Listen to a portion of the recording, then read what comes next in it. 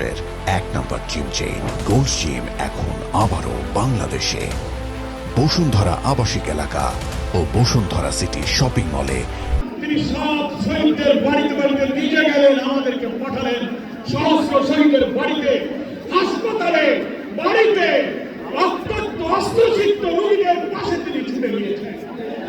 সত্যমত আমরাই মনে হয় বাংলাদেশের রাজনৈতিক দলের মধ্যে মহান আল্লাহর ইচ্ছায় বেশিরভাগ শহীদের পাশে দাঁড়ানোর সুযোগ পেয়েছে। আলহামদুলিল্লাহ।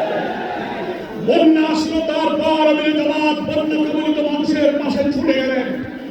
পূজা আসলো, হিন্দু ধর্মাবলম্বী, খ্রিস্টান সব ধর্মের নিরাপত্তার জন্য তিনি নির্দেশ দিলেন তাদের পাশে দাঁড়িয়ে যান।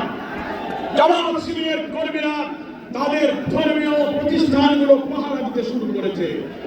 ফলে হিন্দুদের বাড়িঘর দখল, অত্যাচার, নির্যাতনের বিরুদ্ধে তিনি কোন প্রতিক্রিয়া না করে পাশে দাঁড়িয়ে তাদের ঘর বানিয়ে সাহায্য করে তাদের মানবিক সাহায্য তিনি করেছে। আমার প্রিয় নেতা হচ্ছে জাতীয় মানবিক নেতা।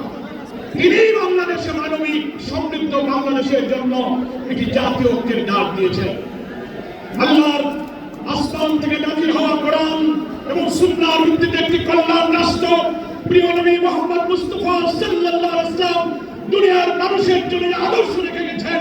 সেই আদর্শকে ভিত্তি করে চলমান সভ্যতা, প্রয়োজন, চ্যালেঞ্জকে সামনে রেখে আমরা একটি কল্যাণ, একটি সুশাসনের রাষ্ট্র কায়েম করতে চাই।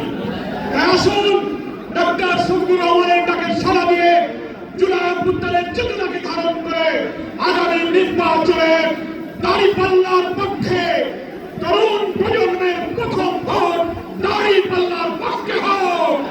এই স্লোগান তুলে নতুন বাংলাদেশ নির্মাণে আমরা ইসলামী এবং দেশপ্রেমিক শক্তিকে ঐক্যবদ্ধ করি।